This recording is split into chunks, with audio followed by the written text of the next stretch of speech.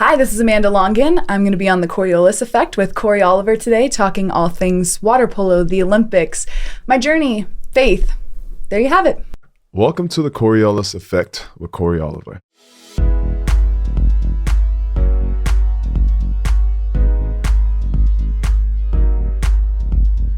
Hi guys, I'm Cory Oliver. Thanks for watching the Coriolis Effect.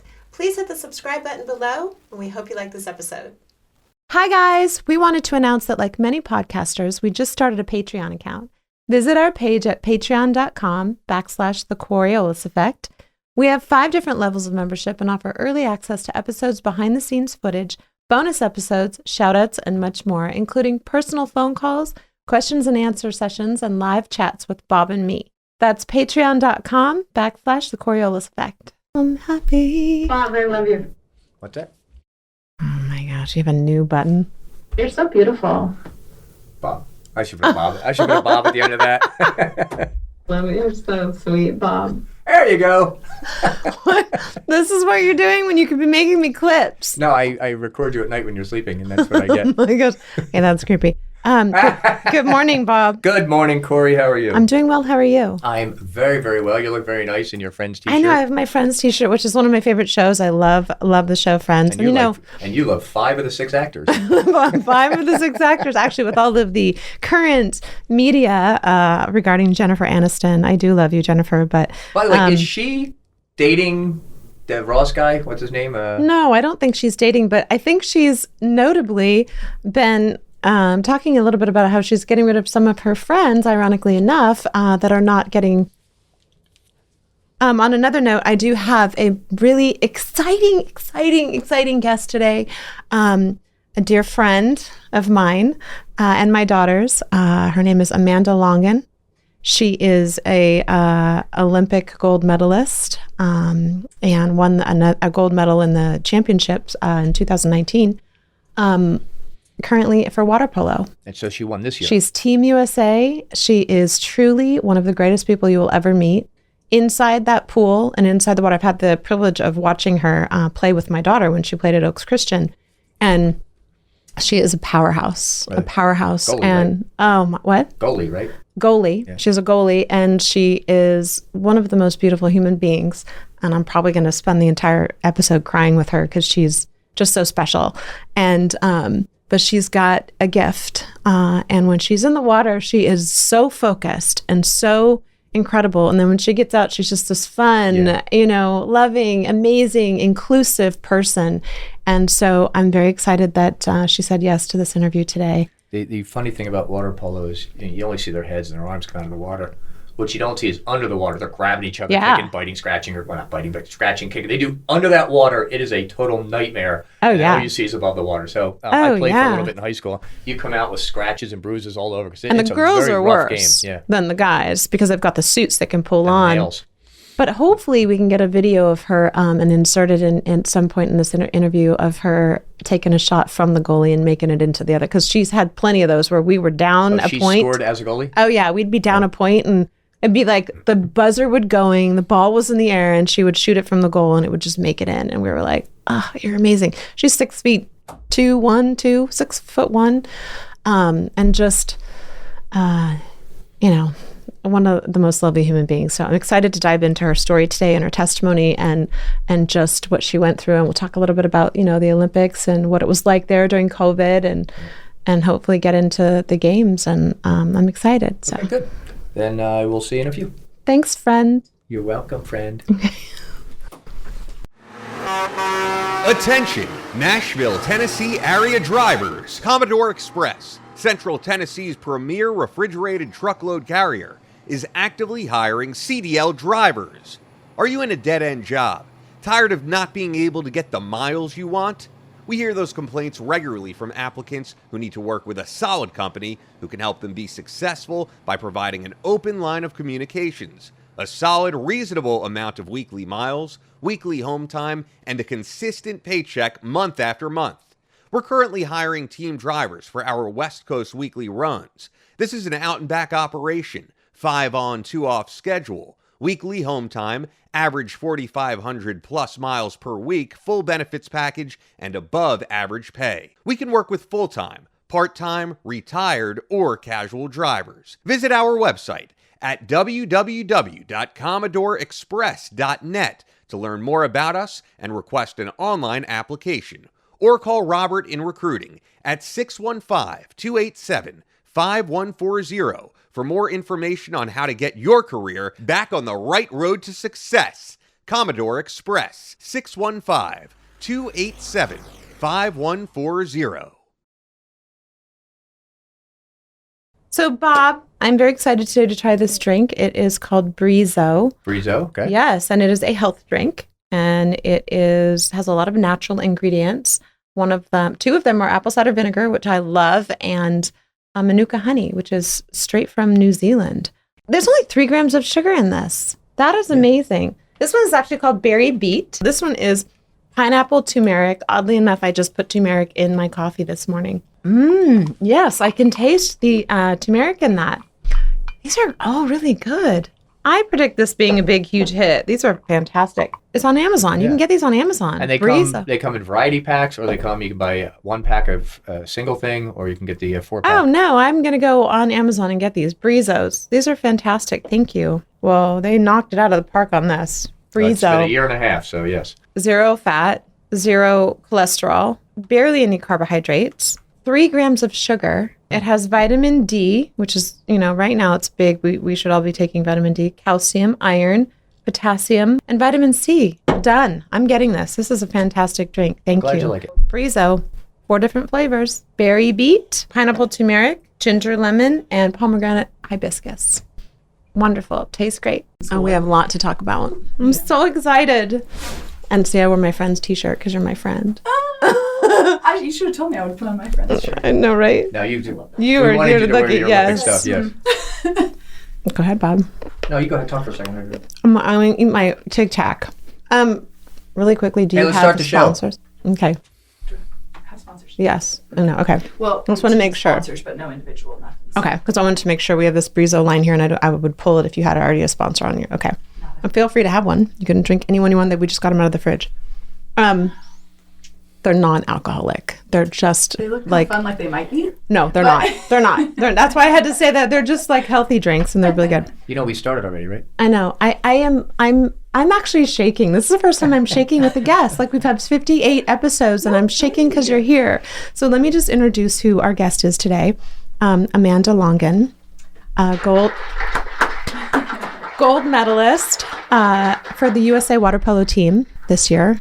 Congratulations. Friend of mine, I've known for 8 years. Went to school with my daughter, played water polo with Ariana, right? A powerhouse in the water, and an absolute sweet, inclusive, amazing angel outside of the water. You are just an incredible person. I literally went on and on about you, and we do a little pre-show, and I know very few fine human beings such as yourself. You are an incredible person, Amanda, and I'm so grateful that you agreed to come today, and that I get to call you my friend. I have my friend's t-shirt on right now. She walked in, for those of you who are not watching the episode and just listening, with this heavy gold medal, which I have never had the privilege of holding one before. And it's beautiful and heavy and lovely. And for those of you who are watching, you can take a look at this. This is Amanda Longan's medal.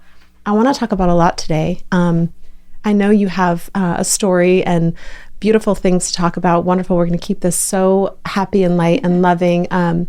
But you have certainly, this has been a dream of yours, and it's come true. So I want to talk about that. But first I'm crying. I'm literally like, tears are coming down my face. We have a word of the day that we like to do. So this is for you to try to guess. We're going to give you a word. It's going to be a phobia. And you have to tell us of what it is the phobia of what it is a phobia, what it is the phobia of what it is the phobia. I'm going to play it twice, spell it. Orophobia.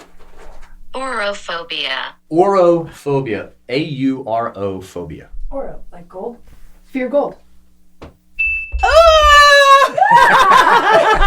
You get a gold medal. Yes,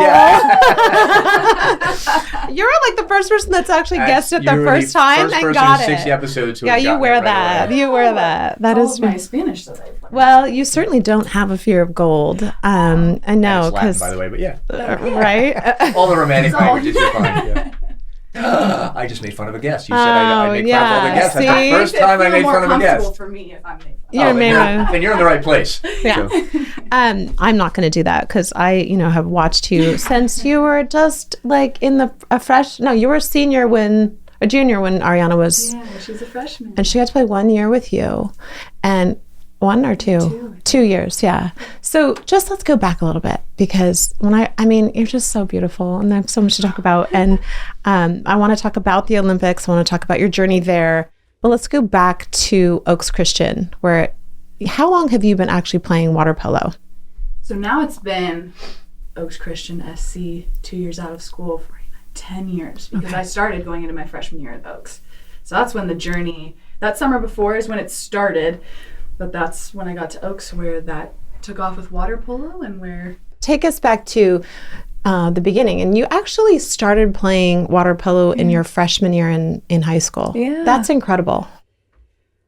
I know that when that started, there was so little that I knew about the sport at that time. I didn't know college was really a thing for water polo. I didn't know club was a thing for water polo. So I went through that whole first year plus before I ever joined club teams and then figured out what I wanted to do. And it took me a year till I saw that 2012 Summer Olympics to decide that's how far I want to go with this. So ever since then, the growth I've experienced as an athlete and as a person has been huge. But back in the beginning, it all started out as, just me having some fun in the pool. And it's continued to be me having fun in the pool, but it started out small and who knew it was going to go so far so fast, I guess. Well, for a spectator, as myself, I think we all know, and collectively all the moms congratulate you 10 times over. We've all talked about it. The texts went, Amanda and the team won. We were all so excited, but we all kind of knew that you had something very special and a gift. I don't know if it was when you would throw the ball from the goal to the next other goal and make the shot, which maybe we can insert one of those photos here. But to be able to go to the Olympics, a lot of times people say when you're playing this sport, you have to start when you're 5 years old. But you're the perfect example of if you really believe it, you can achieve it. Thank you. And you did that. It was tough. There was so many girls when I started playing, not necessarily in high school because, we were a smaller program, a newer program. So it felt like a good fit for me actually in that sense. But there were so many girls, college, national team club that had been playing since they were super, super young. And so the more I learned and the more I got to see more of the water polo world, the more nerve-wracking it was and the more I knew this journey was going to be even harder than I probably imagined in the beginning when I watched them win in 2012. But it's all been worth it and everybody's just had so much faith in me the whole time. And what's crazy is when I started playing, my faith in God happened to somehow align at the same exact time water polo started. And to me, that's not a coincidence. There was a plan there for sure. And it's been a unique journey ever since. And you truly are an example of, I watched you. I had the privilege of watching you for 2 years and you would get in the pool and be super focused and that was it, game on. You had your game face on. And you get out and you were such a team inclusive captain. And that's not easy, to do that, but you managed to do that. You continue to do that at USC. And I had the privilege of watching you at USC as well. And I believe Ashley, who's the other goalie, correct? On the national team, yeah. On the national team. You started with her at USC. Tell me, yeah. Right? Over the summers, like when we would come together for national team, yes. Yeah, tell me what the whole tryout process was like. So it's interesting. The girls who were training for that 2016 team who went to the Olympics, they were gone my whole freshman year. All of them had redshirted from school or came from their different places. And so they weren't involved, and I didn't know them yet wasn't part of the team yet until my sophomore year came around. So it was March, my sophomore year, when they were about to start this next squad, as we were about to in this next year, that Adam reaches out after he's done all of his scouting of all these players he possibly wants to add to the team and invite, and he sent out an email, and that's when I got the email that March, my sophomore year of college, to be a part of the team. And then that summer we go into training, and we just kind of play around. We train, we play games, we see other teams, we travel, and you have to make travel trips and perform and get the experience. But that's kind of what it looks like. And then the next summer there was a few less girls, and the next summer there was a few less going into that full-time year. So a few people are in and out, but then by the time you get to that full year right before the Olympics is the next summer, that's when you have your squad, and you have to fight for that last 13 spots up until June, right before the Olympics comes around. So there's 13 spots. And what is that? What is it? 2 weeks, 3 weeks? What does that look like as far as what do you have to go through to get to be the last two? Woo, Yeah. So we, for the full year, we had narrowed down initially to 18 of us. So there was 18 of us competing against each other the entire year up until, well, all of the years. So this year ended up being 5 years instead of 4, up until June to make that final cut. And it's tough when you kind of feel that you're on the bubble. And even for me, I was so nervous going into those meetings. But all you can do is when you get those opportunities to perform and in training, you have to take it as seriously as you possibly can and give everything you have, because as soon as June comes around and he makes that final roster, you won't know until it's up until the end whether or not you're going to make it. And so what's great about him doing that is the competition stays so high, the intensity stays so high all the way through, and it keeps everybody fighting, to make the team better as a whole. And so you are so well prepped by the time the Olympics does roll around. But it's an early process, especially when you're on the bubble, I guess. And you've made a lot of friends. A lot of those girls are your friends, and so it can be. I'm sure. I have a quote. Where is that quote? I watched some of your interviews, and and your coach said that you were one of the most competitive and the most selfless. And actually, when I heard that, having been able to actually watch you play, that's such an accurate description of who you are. You are competitive, and you have that drive and that gift, and you aren't just competitive in the sense that you can get the ball, where it needs to go and to block it, but you are a team player, and you are helping those girls in front of you at all times and encouraging them, even in the water. I've watched it. I have videotape of it somewhere. And then you are selfless. You're just so willing to, you are everything that embodies the word team. And I'm not trying to say this because you're sitting in front of me, but I've actually gotten to watch you from a young age. So you should be very proud of that. And I know both your parents, they're wonderful, wonderful people, and they've done a great job, and I would say well done to both of you. And thank you for this wonderful angel. You have 2 sisters as well that have been encouraging along the way, that are equally as amazing. And I could go on and on and on. But I want to talk a little bit about you. That must have been a little bit of a letdown, knowing that you guys weren't going to go last year, right? I mean, that was hard. I've been following your Instagram, and that was hard. But what you did do was stay positive. Yeah. How important is that to anyone listening in any situation, no matter what you're going through? We've all gone through trials and tribulations, right? How important is that one word, just 2 words, staying positive? It's everything, because you're going to get kicked down. You are going to go through struggles all throughout your life. And when they come, it's not that you can't feel those emotions. It's not that you're not going to feel those emotions as hard as you try. But if you don't try to be positive and look at the other side of things, and almost every situation has a positive side to it, or you can add something in there. If you don't, you're always going to stay down, and you're always going to feel that hurt. And that's why it's so important to be that example of how to bounce back. Because in the grand scheme of things, there's so much else going on in life. And love is so important, relationships, and to look at the things you still do have when something like the pandemic hits and people are struggling and people are losing people. That's when you should have other people you can turn to help you through. And so for something like what we were going through, it was just a matter of the Olympics we didn't know if it was going to be canceled or postponed at first. That seemed, as hard as it was for us, we knew that there was bigger things going on in life, and we had time at home with our families and with our community to figure out how to sort through things and figure out how to look at the brighter side, or get back to the brighter side of things. And we knew water polo was going to be there. And when we knew the Olympics was going to come back around, that was already a hopeful thing in itself. And it was hard. It was hard because we'd all been so close. We were getting so close. So close. But we knew it was going to come when it was meant to come. And I believe God has a plan for everything. And he did. And I think our team, the positive thing about it that it turned into, and I think from me staying positive and trying, and other girls trying to as well, is our team was a lot stronger this summer than it probably was going to be last summer, which is huge. Just connection-wise, playing-wise, in so many different ways that I think we can all look back. And while we wished it would have maybe happened then, it was meant to happen now, and I think we're so grateful that we had that extra time together to see how much better we could be as people and players. That's amazing. I love that. Tell me okay, so you guys found out you were going. You found out you were going to the Olympics. Tell me from that moment on what it was like for you as, just as a player. What did you have a rigorous, what is it called? Training schedule? Like tell us what it's like. I mean, people see you in the water and you make it look so effortlessly and methodical, but before that, explain to Cory what happens below the water line in water polo. I know what happens. My daughter played water polo.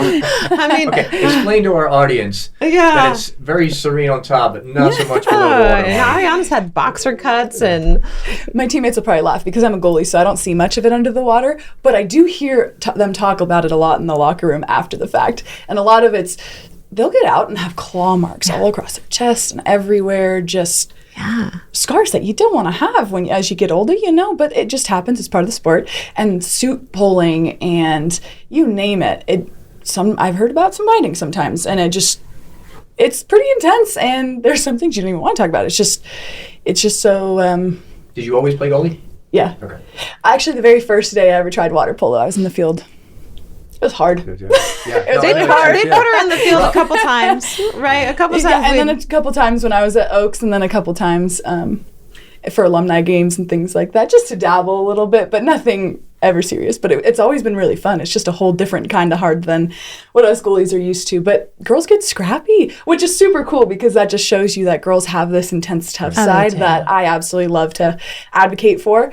But yeah, it's predominantly scratching and suit pulling that you see under the water, and a lot of kicking. And there's a lot of kicking. I think that in 2012, they had cameras underneath.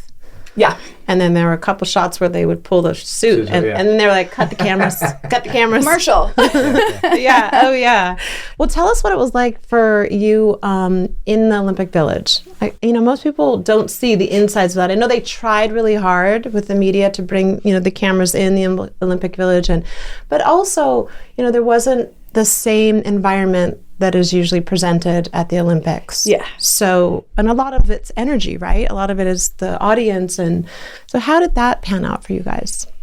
As far as not having fans in the venue goes, I think training together and not having parents at practices or anybody that attends our practices, and knowing that we were likely not going to have fans all year, we got a lot of practice being our own cheering squad. Mm. So I think by the time we got there, we'd made the best of it and we knew what to expect.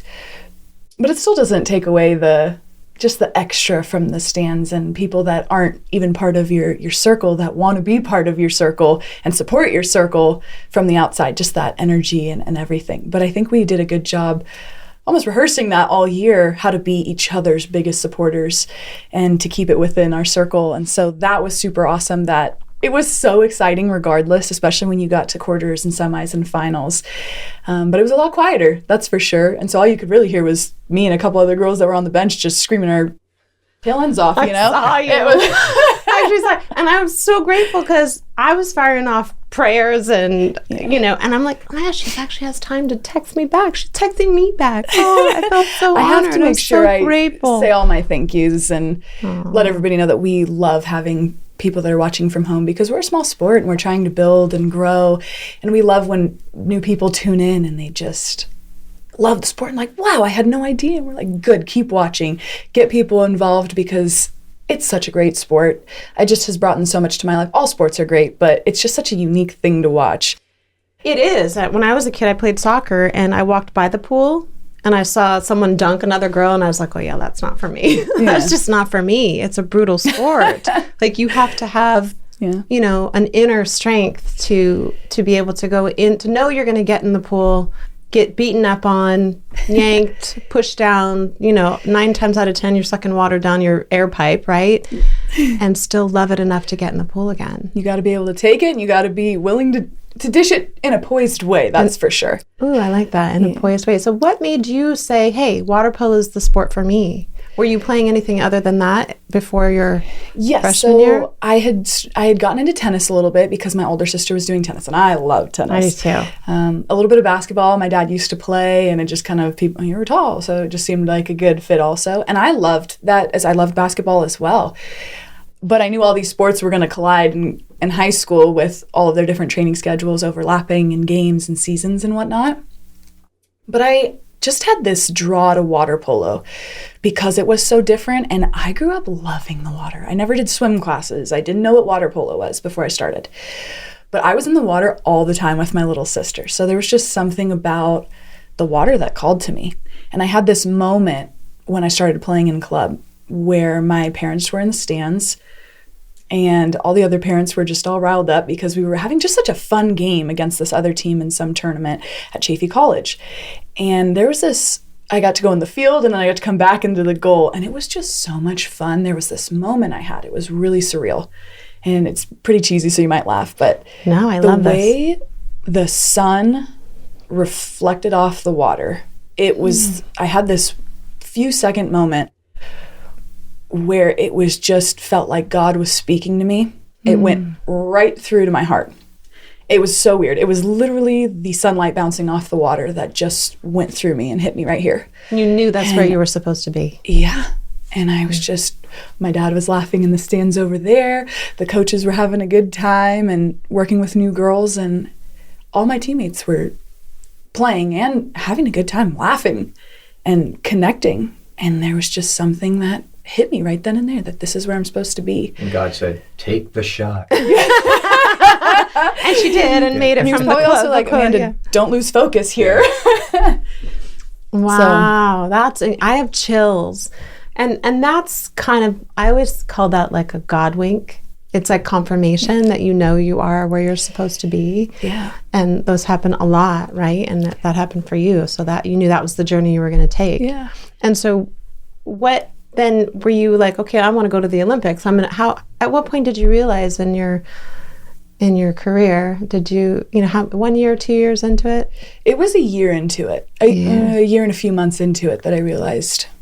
And you spoke it out. You said, I want to go to the Olympics. I was standing in the kitchen shortly thereafter with my dad, and word for word he said, what do you want to do, kid, with your life? Which sport do you want to go with? What do you want to do with it? And I said, Dad, I want to go to the Olympics. And he said, well, then let's make it happen. And it wasn't like, you make it happen. It was like, let's make it happen. Yeah. And he was with me 110%. And that was when we had that discussion in that moment, and we knew, I knew, and he just supported whatever I wanted to do the whole way through, and was going to do everything he could to help me along the way. He was out in the backyard passing the water polo across the backyard with me. He was in the pool, or I'd be in the pool, and he'd sit on the outside and pass the ball back and forth with me in the pool with me. He did everything he possibly could, and mostly it wasn't even just how he could help me training wise. It was mentally and emotionally how he could support me the whole way through. And that's the most so important. I mean, it's one thing to have that gift, but when you have that mental support, it's, iron sharpens iron. Yeah. There were a lot of people that believed in you though, and believe in you. And so you are going to train for, I've got all these notes because I'm still like in awe of you being here. I was one of those. What's next? Well, no, I was one of the moms that was screaming, and she probably was sick of hearing me scream on the sidelines. But then she'd get out and literally give all of the moms a hug. And it's like, this is like, you're just an amazing person. Like, you didn't have to do that. We're so grateful for the support. She's such a team player. I can say that and you a million moms, times. When I was in high school, you could easily just root for your own kid and just like the team in general, but you guys all rooted for each one of us and me. It was so incredible. Much. It was like such a close-knit group between the girls and the parents, and your daughter just, was so willing to listen and was so willing to work hard and improve, not not for her, for the team, which was so awesome just to have this new, fresh underdog type energy come in and be that way. But she was just such a caring person. So everything you're saying about me, I learned plenty of it from her. Aww. And there's plenty you taught to her. And I was so grateful when I reflect back on this team in high school. You know, we were a new team. We were growing. We weren't anything crazy yet. But our chemistry was so good. And that is something when you talk about having to be selfless as I've moved forward on this journey and other comments, you know, like my coach had made. Well, and I was so pleased that was one of the things he had to say about me. Mm-hmm. I was just very touched when I heard that.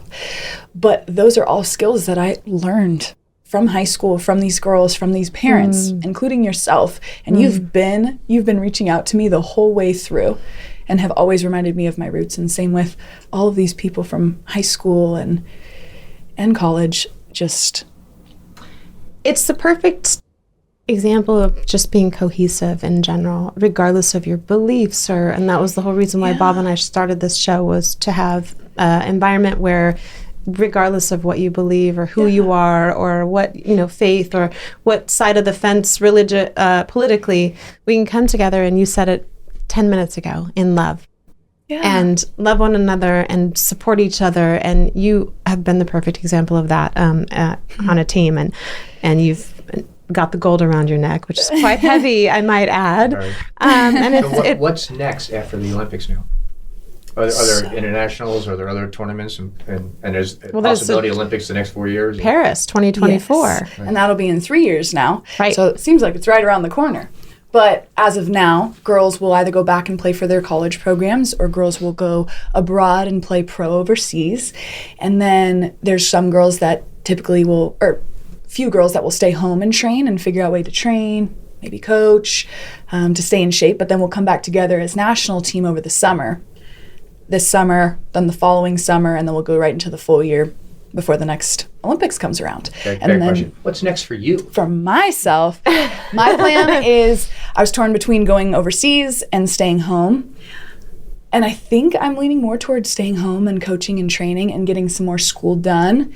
But it's still a possibility that I'd go abroad. And if I don't go abroad this year, then I intend to go abroad next year and play. So either way, I'll be in the pool. Is there do the countries have I want to say an NFL for water polo, where it's people buy tickets and it's a sporting event everybody goes and sees? Yes, yeah.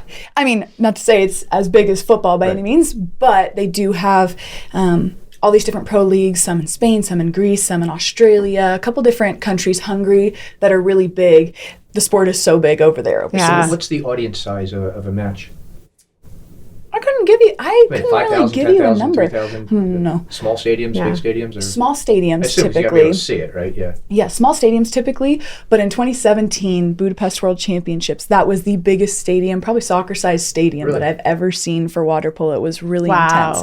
So it's really big over there. I don't know when it's the pro seasons if their stadiums are built up as big, but there's decent sized audience, at least for water polo, I'm sure, over abroad. And they'll have tournaments, Euro League, that are really big water polo, that are the biggest water polo. No, not yet. Okay. Not yet. It's gaining some traction, though. It's gaining traction. Like it is. There just has to be, a little bit more there to be able to start having these teams here and being able to fund it, all that kind of stuff. But I know that we have some strong water polo advocates out there that are helping work toward that and pushing for that.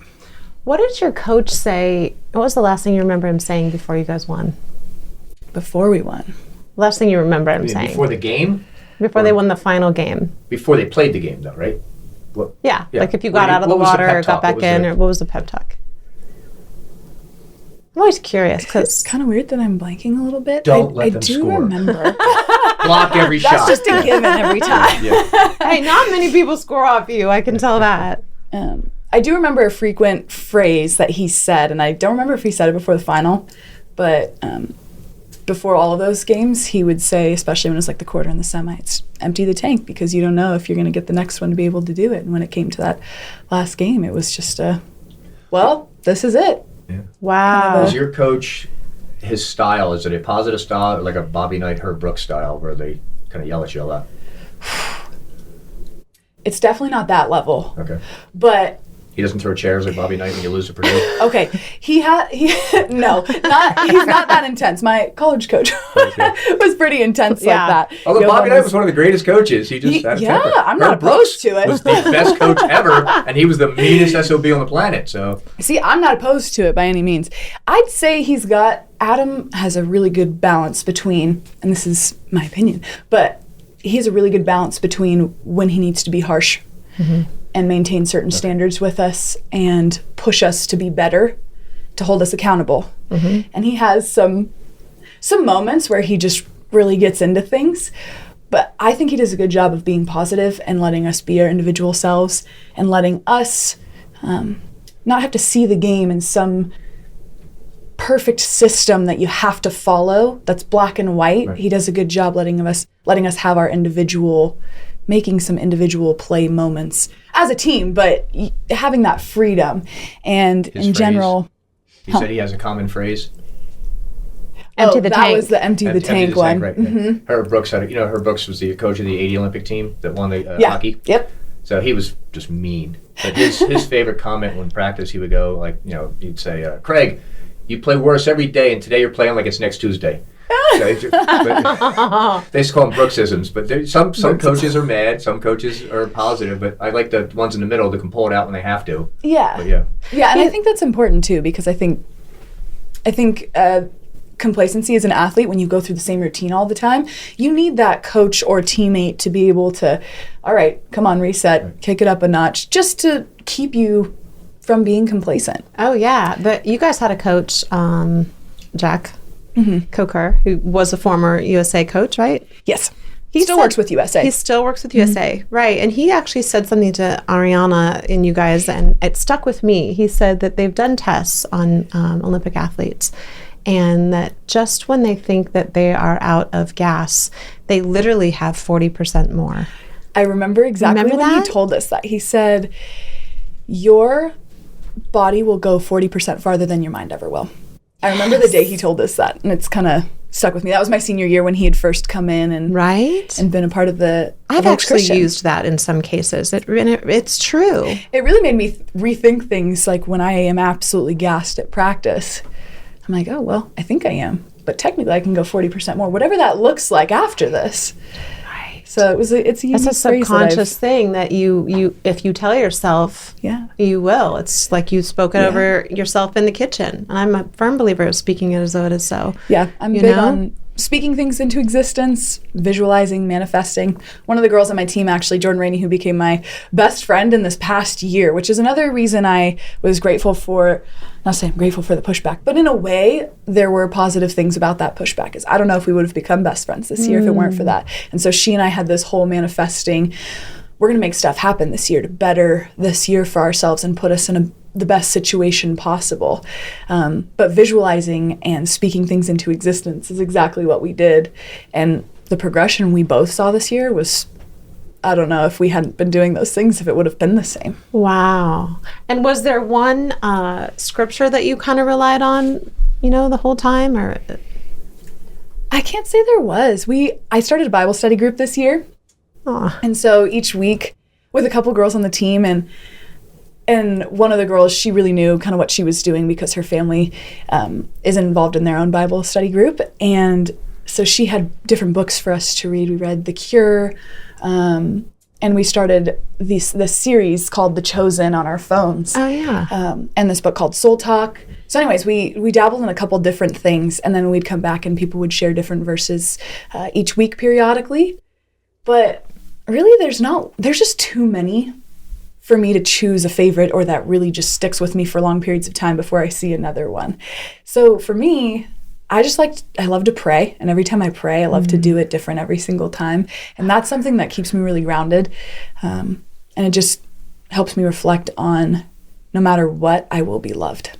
No matter what, I will be loved. And that's not any sort of specific scripture, but it's just something that covers the basis to me of the whole Bible, and the importance of faith is just to know that he will love me no matter what.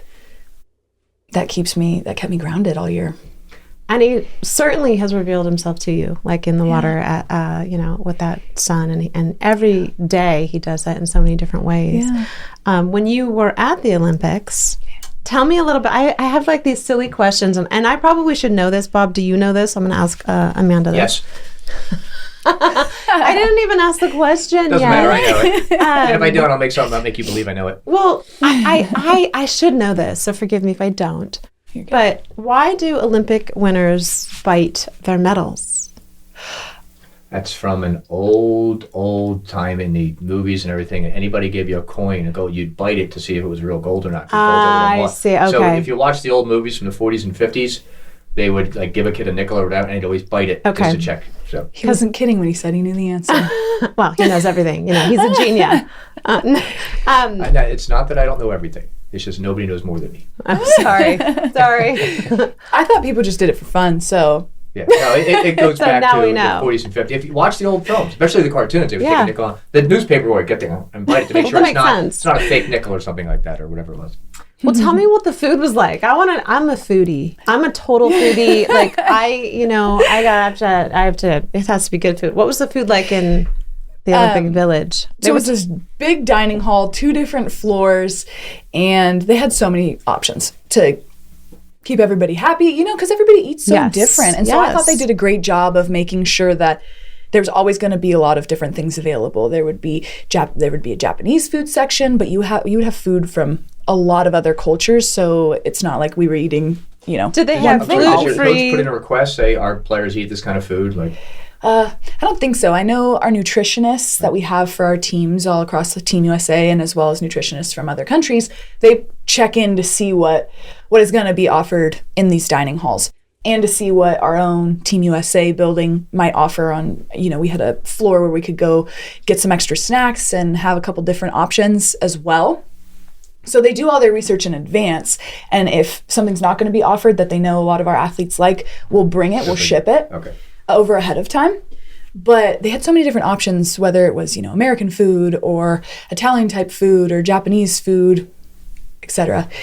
So, you always had options, but after, it's a long time to be there. So after a while, I think no matter what, everybody's just antsy to order a pizza or something like that. But And here you've got, gluten-free, you have vegan, They have a gluten-free section. Okay, so they have all that. Take me through your typical day of year for you, because I know when Ariana was playing water polo, I couldn't get enough food in her.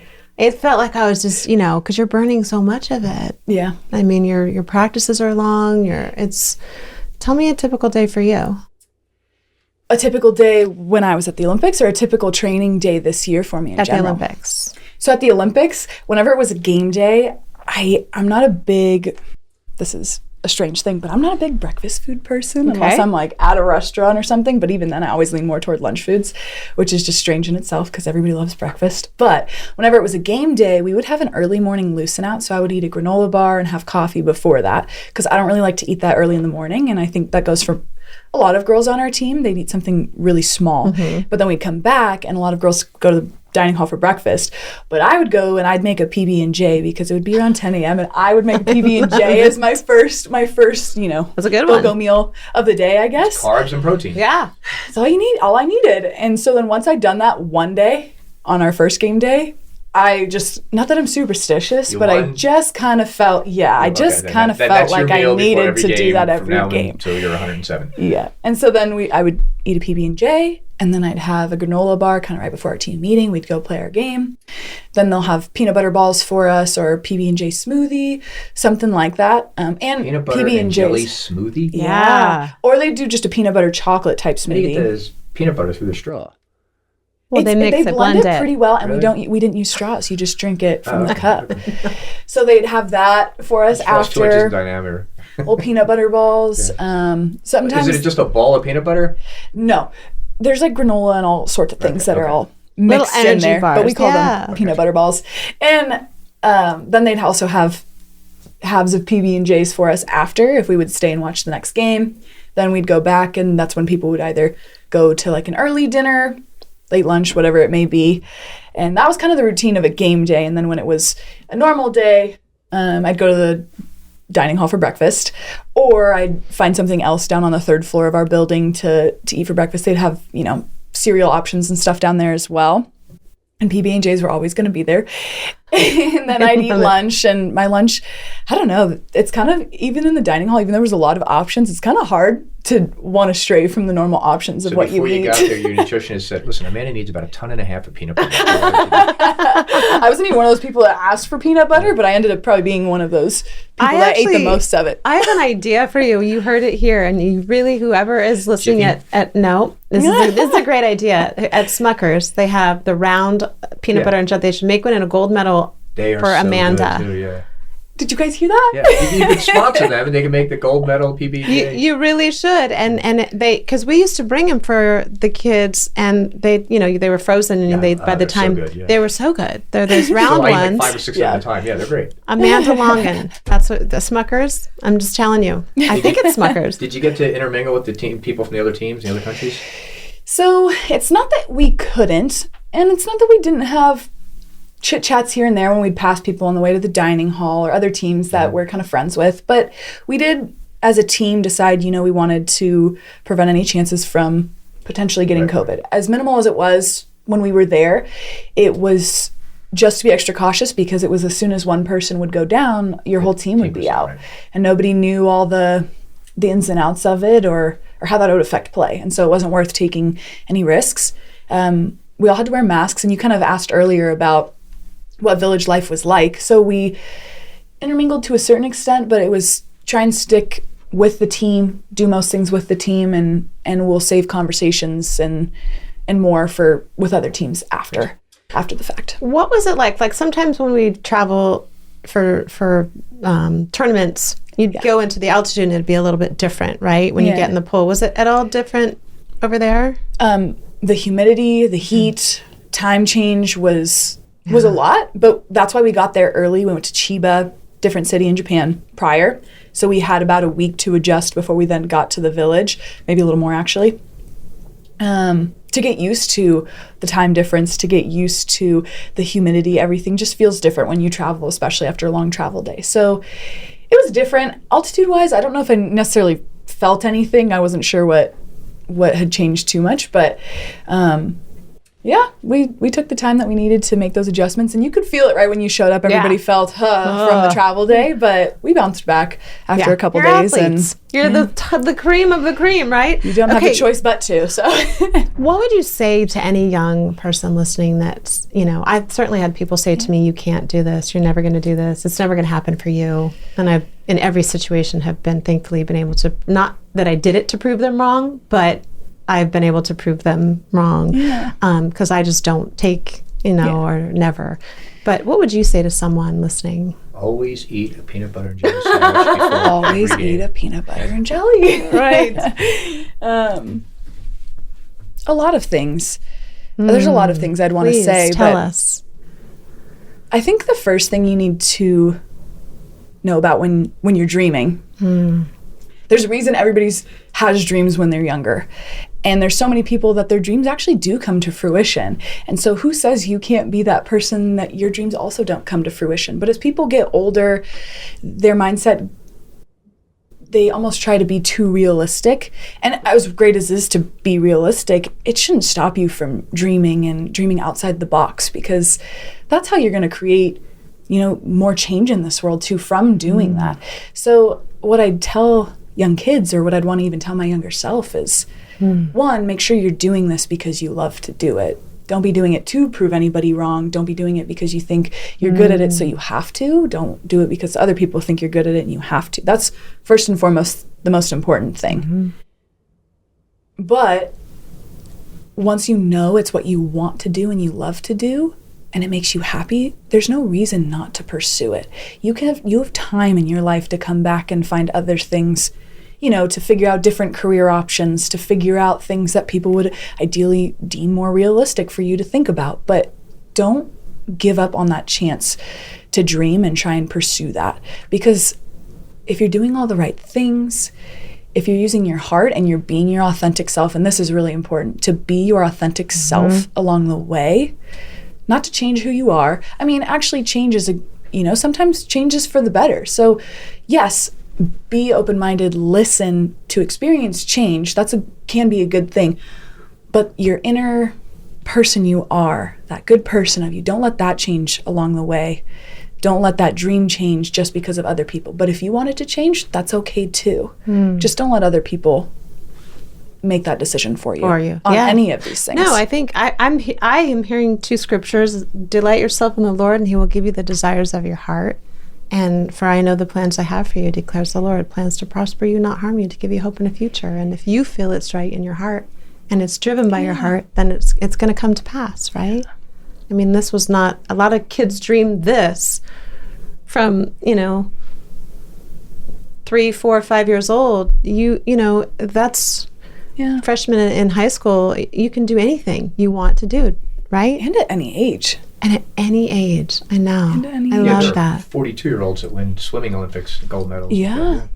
That's right. And there's moms now that have kids that are going to the Olympics too, which is super awesome. And that's huge for me as I continue down my journey, because I would love to play as long as I could play. Well, but also I love the idea of, okay, is it possible to have kids in the future, way down the road? I'm not trying to. But it's cool to see for me, even who's just at the Olympics, to see that that's a possibility down the road. And that's all about her dreaming that and also challenging that, what was normalcy before. I know, that was great. That was such a great article. I read that. Also, speaking of, longevity in this business for you, Amanda, I'd love to see you. She was talking, I forget her name on Good Day LA. Yes, they were talking to you, and they said that it's possible that you're young enough you could even go to the 2028 Olympics here in LA, which you would maybe grace us with your presence. I'll do my best. That would be cool. Fingers crossed. I'll probably try to, unless something else calls me to something else at that point in time. But as of right now, I love what I'm doing, and it's even more it's more than just playing for me right now. There's a lot more attached to it. Things like my love for America, my love for God, first and foremost, and just joy that I'm playing for. I feel like I'm playing for a lot more than even just playing. And when it comes to playing, I love to play, so I don't see any reason why to change what I'm doing, and I think I could do this for a long time. I know you can do this for a long time. I've watched you do it for a long time, and you have many more years ahead of you. And I'm just so grateful to be sitting across from you, because I know this face from, you were still tall. I mean, I wish you could have seen her back in the day even. I mean, it wasn't for us as parents, and I collectively speak on behalf of all of the moms in the stands. We all are united in this when we say that, that was a special time in our lives, and a special team that was cohesive and inclusive, and really just an amazing, team. But you led that team. You were the team captain. And my daughter coming into it, you gave her such a great gift in so many ways. And so I thank you. I get to formally thank you. Has your high school team coach asked you to come back and talk to the players? They honored her. They honored you? Yeah, he reached out to me. I mean, the school wanted me to come and speak, and so last Friday they put together a really special assembly to honor me, which was so touching. It was. I sat through so many assemblies when I was in high school there, and so many other people that came back to be honored, or whatever the assembly might have been for. That was super special, and to think, oh my gosh, they just put together one of these for me, and I was the first Olympic medalist that they had. Was something I never gold medalist of that school. Yeah, they've had a lot of people come out of that school, go pro in a lot of sports. And that's the thing, is that just had me totally. Whoa, this is not necessarily when I was if I was ever gonna come back to speak at school, I didn't necessarily know it was gonna be for this. And your picture's on the wall somewhere in that school. Oh, like a plaque, and they put together a really cool shadow box set up to hang up in the gym, which was so. Just the thought behind it, the fact that there were so many people. There's so many people there that have rooted for me for so long, with parents, players I played with, and every time parents go there to see if their kid wants to go there, the administrators, oh, by the way, we have a gold medalist here. Andrew went to our school. I think you have a permanent position as Christian. You could probably coach there. You could do anything you want, Amanda. I mean, this is your second gold medal, though. I will say you have a gold medal with the championships as well, right? 2 world championship gold medals. Right. Which one's heavier? This one is the heaviest one for sure. Yeah. But I appreciate everything you just said, because my whole journey and being with that high school team, it was something so unique about having everybody be so different and come from such different backgrounds on any team I've been on, but it started there. And it wasn't that I even wanted us to be, I mean, not that you don't want everybody to be competitors and get better at the sport, but it was more about making sure everybody was able to be a competitor but have so much fun with each other at the same time, regardless of how different we might be. That having that cohesiveness also indirectly, like, it helps you perform better somehow. But there was something so unique about that. Well, I'm going to out you right now. Group of girls. I'm totally outing you. I don't even know if I'm allowed to say this, but I know I would be sitting with my daughter before a tournament game, and she would get a long text. I know you'd never say this, so I'm going to say it, but she'd get a long text. I don't even know if she still has them, but she went through a lot during those times. Yeah. Sorry. No, you're okay. And your texts. I meant every word. You would send them to the whole That's just gonna make her team. cry more. No, you would send them to the whole team to boost it was like rallying them. And she would read them out loud. We'd be at dinner sometimes, she'd be at home sometimes.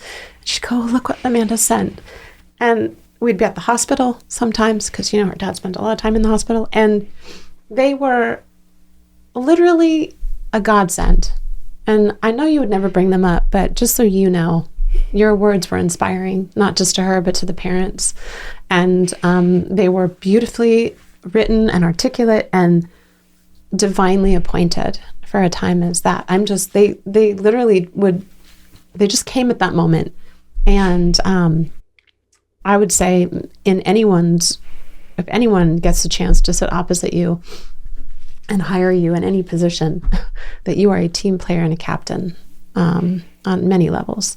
And for that, I thank you. I've spent this entire interview thanking you, but there's so much more to thank you for. And those are the moments that are, playing a sport great is one thing, which you do, but it's what you do in silence that really matters, right?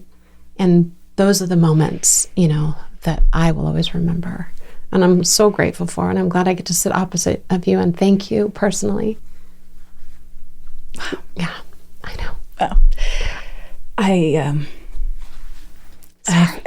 Sorry.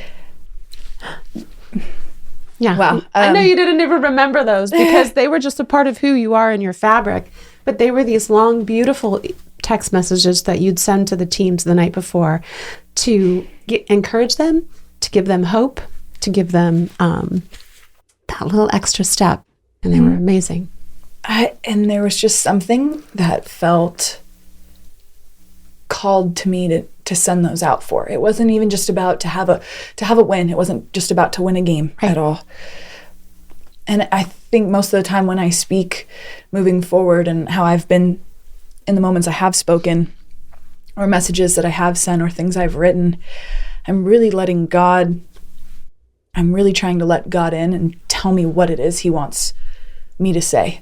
I'm just trying to be a better listener, and I'm trying to just speak out what I feel in my heart and what I feel called to say. And a lot of those times, just to turn it back, I feel like he worked through you for certain. Yeah. That's for sure. And I'm grateful. I really can't tell you. Thank you, Amanda. I could go on and on and on. Can I get like 10 minutes before we do the ending? What I'd love to do is if you can send us some footage, we can put that in this episode. And I'd really love if we can. I don't know if I can find one. I have so many, but just a shot from the goalie making it in the other. Because I've talked about that in our intro, and I'd love to have that shot. I know we have one. I might have a video somewhere. Maybe not a photo, but I might have a video somewhere. No, for sure, a video if we can. Yeah, we'd love that. There was a goalie of the Flyers, and his name escapes me now, but he was the first goalie to ever score a goal. Oh, yeah? They had, in the 50s, 60s, they had credited somebody with the goal because he was the last one to touch it, and the team scored on itself. But this guy, from the goal, because the other team had pulled their goal, he just flung it up in the air, dropped, and in. I remember watching the game. And then he did it, either that year or the next year, he did it in a playoff game. Wow. And he was like, and people just went nuts. It's been played over and over again. And now, I'm pretty sure he's a coach for the Kings. Right back in, I'll get the guy's name. But That's so cool. Scoring a goal from the goal. Well, there were a is couple an times we amazing were thing. down where we were tied, and then they'd like hit the buzzer, and if the ball's in the air while the buzzer goes, it counts, and we'd just be like, "Oh, she's got it." She Now, just was toss there a it in. goalie in the net, or Yeah. okay, so it wasn't paying attention, or She's just couldn't got tell the arm. No, she's got an arm. I mean, your wingspan is, you're 6'1", right?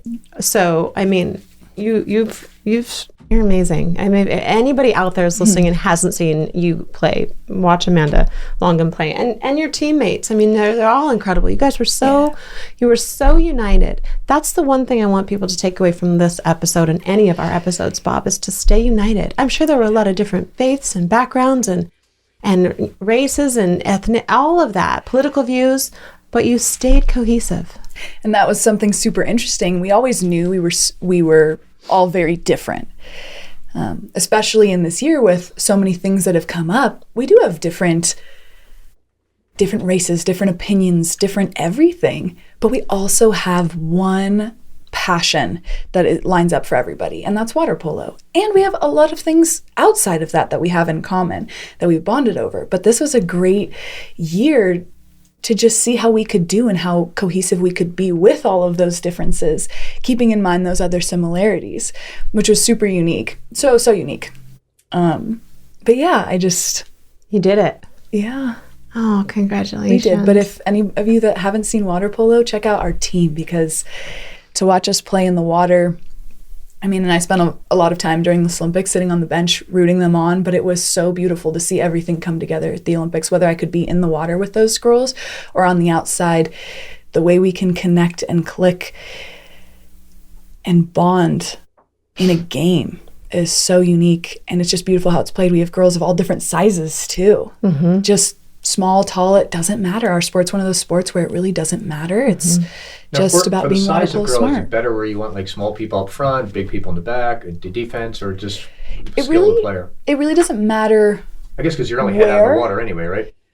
Well, you want to be able to get your body out to be able to shoot and use more core and everything behind your shooting, but it really doesn't matter, like height-wise, whether you're in the front or the back, just because it just depends on what type of a player you are. If you're a driver, you're going to want to start up top and drive down to the front and see if you can get open on one of those drives. But if you're a good shooter, whether you're small or tall, it doesn't really matter. You're going to want to be up top just because you're a good shooter.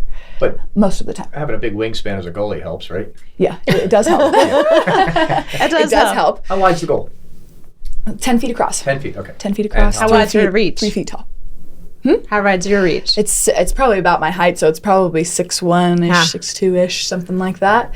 So I feel like I cover a good chunk of it. But you could also be super tall in the cage, but if you don't have an explosive, Right. quick speed to you, that also makes a difference. Where a lot of smaller goalies, I've seen super explosive small goalies that cover some ground just because of how fast they are. So if you can be both tall and fast too, that's also a great thing. But no you just kidding, right? never Yeah. know. You just never It's the best of know. both worlds. I got in the pool with Ariana thinking, Yeah. oh, I'll try this and see how this How long did goes. that last? I was like, Nana, try to teach me how to egg beat her. And so she would teach, doing this whole thing. And she takes her 2 fingers and puts it on my shoulder. Right. I was out. I was down. I was like, how do you guys do this? Like, it's crazy. It's amazing. It's an acquired taste. But you're right as far as height. And we had Ariana's a good friend, and you're a good friend, Haley Benton. Yeah. Drop her name because she's a dear friend. She played with you guys in freshman and sophomore. Are you dropping names? Yeah. That's my name drop button. But she was explosive. Yeah, she was one of our best players. One and of our she best was one players. of our tiniest players too. And you'd go, where's Haley? And all of a sudden she'd pop up right in front There of the she goal. is. I know. She's ready. And you somehow knew, and it was amazing. Oh my gosh. We have to find some of that footage and play it in this hour interview. And even on Team USA, some of the best players in the world that are on our team and other teams are some of the smallest players in the world. And so it's a very unique sport. You can be any Anything size. you You can wanna be be. anything. Anything you want to be, huh? Anything. I know, it's so amazing. So tell me then, I know we've got an hour, but I want to know, I want to know so many things about you, Amanda.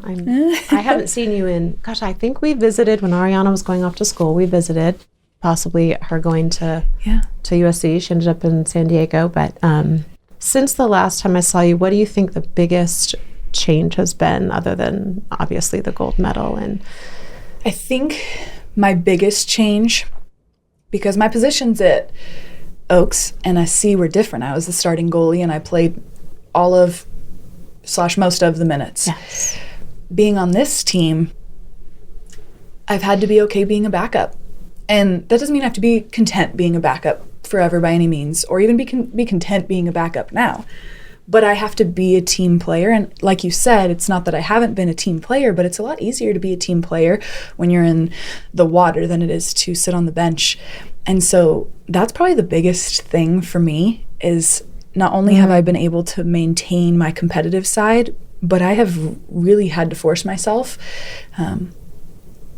to be a better teammate, to be, not that I wasn't selfless before, but it's just in a different way I've had to be selfless. And I authentically I've always wanted my teammates to do well, but to, watch Ashley be in the cage, I genuinely root for that girl and want her to do so well whenever she's in there. And so I think that's the biggest change, because any other time somebody was in the cage over me, and it's not that I ever wished no one to do well. They were always my team, so I was always supportive. But You're a racehorse. To be able to It's be hard. okay and just be so enthusiastic about everything from the outside, that's the biggest growth I've experienced, and I'm so happy for it. And I think God was trying to teach me a lesson in a way to, can you still be a competitor and not just get complacent and be okay hanging out on the bench, but can you be a competitor and be ready when your time's up, but on the outside truly root for your teammates? And that's because I just genuinely care about them.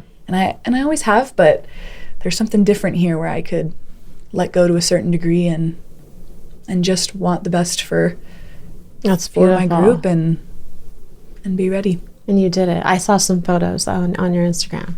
Well, on the sidelines. That you might as well have been in the water. But I know how hard that is. Yeah, it was hard. It's like a racehorse. When you're standing behind the gate and you're waiting for that gate to open, they don't want to just sit there. They want to go and they want to play. Go.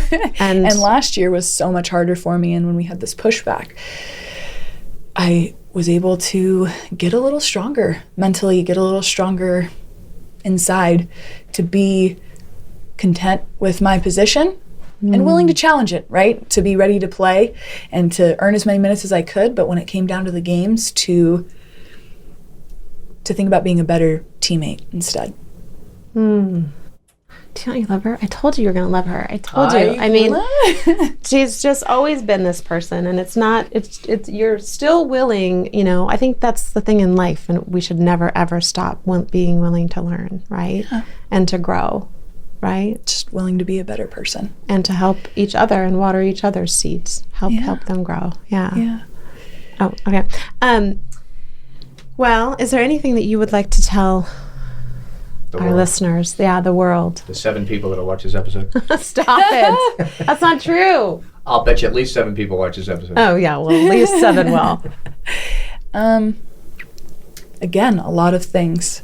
But first and foremost, the one thing I'd like to tell the world is to be better listeners. Be better listeners and be open-minded. Because not everything like water polo is black and white. It's not. That's true. There's a lot more drives and attacks and different things you can do than you think, and there's new things that haven't even been thought of that you just have to be open-minded to. There's people that know more about the game maybe than you do, and when I talk about the game, I'm just saying life. Just saying life now, but I've learned that from water polo, and I've learned that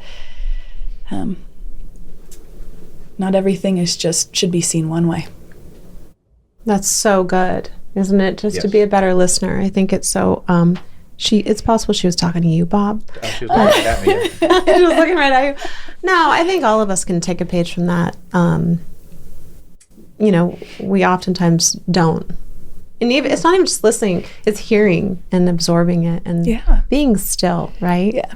Being still. It's one thing to just listen, and it's one thing to really hear somebody. Yeah. Yeah. It doesn't mean you're going to like it or agree, but you're going to learn something from it one way or another. And who knows, maybe you change for the better.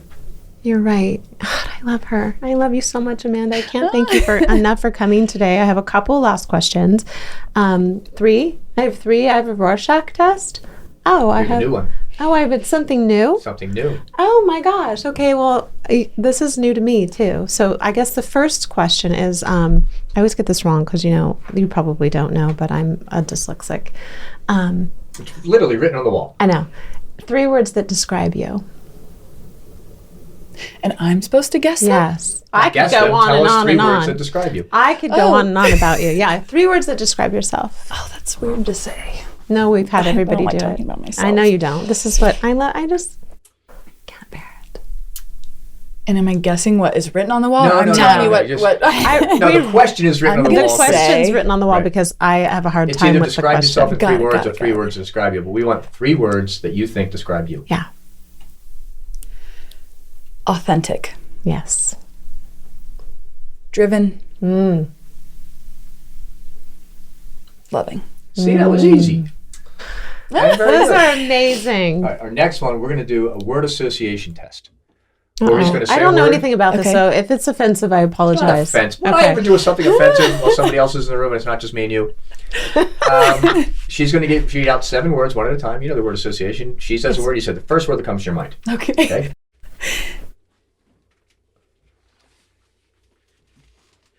Oh, these are good. This is good. Of course they're good. You have really good handwriting. Thank you. Not good under pressure.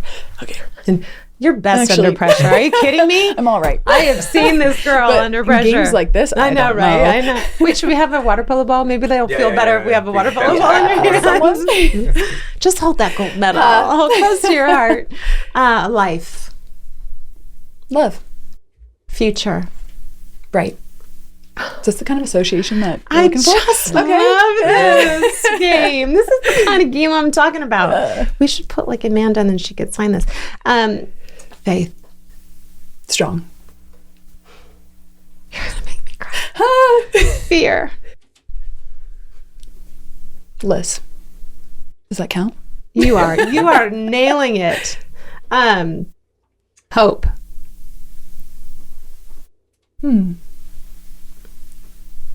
Say it one more time.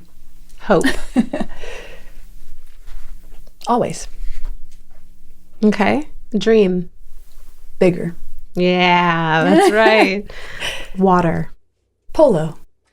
Yeah, you know what I should have said? I should have put Marco in there. Yes! Oh my gosh. I love this game. Now, this is my kind of What game. are you writing on this? She I'm said writing her hopeful. answers. We have them on tape. I know, but we could have this and we could give this to her. And when she leaves, she can always have this piece of paper. And that's what I would love to do.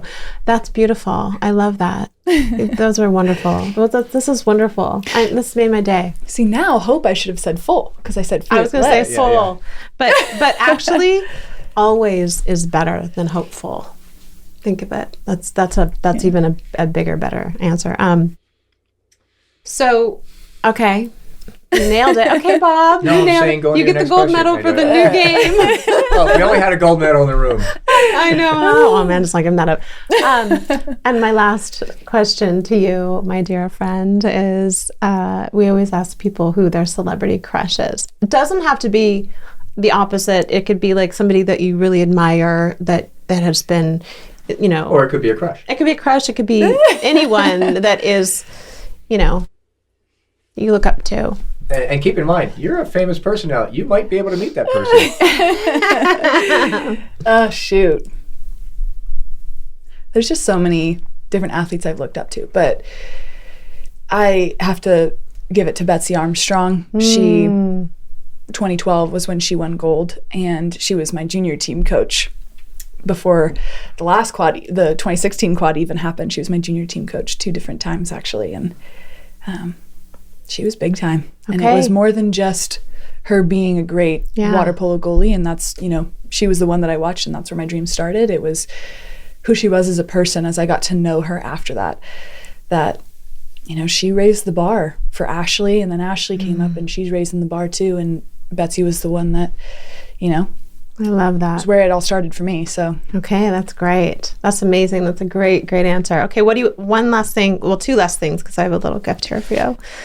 Nothing big, but what do you want to say to your teammates? People are probably asking you that, and I may have not heard it, but anything you want to say to all your teammates right now? thank you. I've learned whether you believe it or not, I've learned a lot from each of you. Whether I wanted to or not, I had to. And it's made me a stronger person because of it. It's taught me to be a better listener, not make excuses for myself, be a stronger person. That's beautiful. And you guys went along this journey with me, and wherever we went our separate ways, and for those of you that are with me now, it's been quite the ride. It's been unique, it's been special, and I think we've all taken something from it. And it's not, it's just more than a sport. It's a community, it's a family, and that's the most special thing about sports. I love it. It is, right? Yeah. It's so great. Okay, so I got this for you. It has two meanings for me. It's from a company called the Bullet Studio. And it's, and I'll explain it to you when you open it. Here, Really trade. something little. And this may be my only chance to, oh my gosh, that's so amazing that, my only chance to wear a gold medal. Oh, it's heavy. So I'll tell you why. Oh. When I saw this, it's a necklace from the Bullet Studio. Interesting that you took this off and you did not know that this was a necklace, but it has a heart on it because, Amanda, you will always be in my heart. You are just a true heart of a champion, and you are. And so, and when I used to watch you come out of that water, you were like a bullet. And so hopefully when you wear this, and you'll remember that you are loved, and the power that comes behind your great strength it really is that like a bullet, and in an amazing way. So thank you for everything that you've done and are, and where you're going. We're going to continue to watch this journey. We can't wait. We're always here for you. I love you, and you're always in our prayers. You have no idea. Thank you so much. Yeah. Wow. It's not as heavy as the gold medal, but you really are amazing, and I love you. So that's from the Bullet Studio. They have a little Instagram site, and they're amazing. They've got cool stuff. It's cool. I'm never going to take it off. I love you. Well, you do. You've always reminded me. You just would shoot out of the water, and it's like the power that's behind that kind of signifies that. So it's kind of a unique little... The heart's a nice touch, too. I know, right? Well, you have the heart of a champion, so... I can't thank you enough for coming today. I don't want to give this medal back, but you earned it. And then some. We look forward to... With a lot of help. Right. From a lot of people, including yourself. Oh, thank you. I love you so much. All my blessings to your mom and dad and sisters and teammates. And I know Ariana sends her love, and I know she got to see you but recently. So she was going to come up today, but I think with you guys meeting at the... what was it? It was the racetrack. Yeah. That was a divine appointment. So that was good. Well, thank you for this, because this will always remind me to love as strong as a bullet. Yes. So. Yes. Yeah, I love you. I love you, Amanda. Thank you. Thank you. Yeah. Oh. And we're out. Attention, Nashville, Tennessee area drivers. Commodore Express has openings for Class A CDL drivers. Teams run California and back weekly, approximately 4,500 miles per week, and have a flexible time-off policy. Solos for local and regional runs, always close to home, out and back operation, and enjoy plenty of home time. We offer full benefits and above-average pay depending on experience. Visit our website, CommodoreExpress.net, to learn more about us, request an application, or call Robert in recruiting at 615-287-5140. The Coriolis Effect is produced by JS Productions, with host Cory Oliver, producer-editor Bob Victor, and assistant editor Cade Bombsell. Hi guys, I'm Cory Oliver, and thank you for watching The Coriolis Effect. We hope you enjoyed the previous episode. Here are some more episodes you might enjoy. Hit the subscribe button below, and have a great day.